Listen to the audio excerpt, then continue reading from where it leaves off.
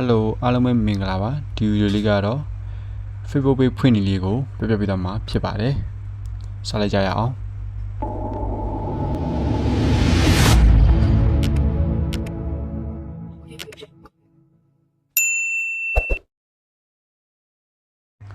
ပထမဦးဆုံး Facebook တွေကိုအရင်ဝင်မယ်ပြီးရတဲ့မီနူဘားလေးကြီးသွားမယ်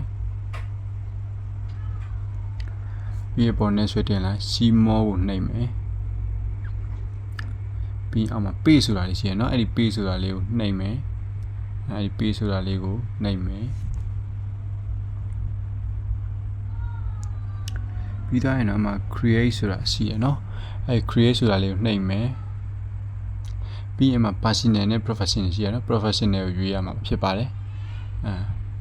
ကျွန်တော်ရွေးထားပြီးသားပဲပေါ့နော် professional ရွေးရမယ်ပြီးလို့ရှိရင်အောက်က next ကလေးကိုနှိပ်ရမှာဖြစ်ပါတယ်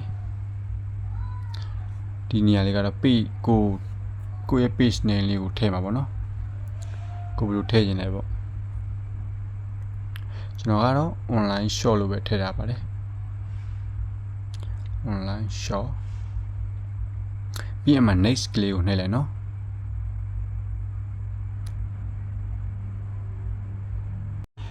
ဒီနေရာမှာကိုကြိုက်တဲ့အရာတွေကိုရွေးလို့ရတယ်ပေါ့နော်ကိုအဆင်ပြေတာရွေးလိုက်ပေါ့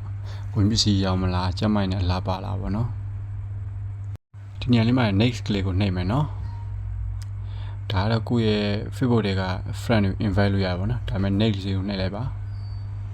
ဒါကတော့ကိုရဲ့ page က noti တက်လာတဲ့ခါကျရင်ကိုရဲ့ Facebook profile မှာပဲ position သလားဒါမှမဟုတ်လဲကိုရဲ့ email ထဲမှာတက် position တာကြိုက်လိုက်ရွေးပေါ့ဒါဆိုရင်တော့ကိုရဲ့ Facebook page ကလေးတစ်ခုရသွားပြီဖြစ်ပါတယ်ခင်ဗျာအားလုံးကျေးဇူးတင်ပါတယ်ကြိုးစားနေစေမှုချစ်ပေးကြပါအောင်ခင်ဗျာ